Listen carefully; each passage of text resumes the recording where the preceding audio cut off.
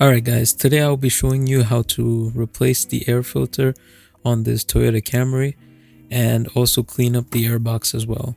First, start off by detaching these two clips, then unplug the mass airflow sensor connector by pressing down on the tab and pulling it out. Use a Phillips head screwdriver to loosen the clamp from the airbox.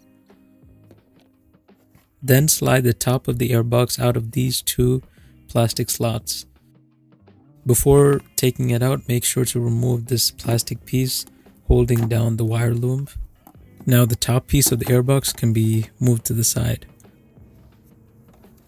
Remove the old dirty filter and clear out any debris in the airbox with a vacuum. Insert the brand new air filter, making sure that all the corners are securely seated in place.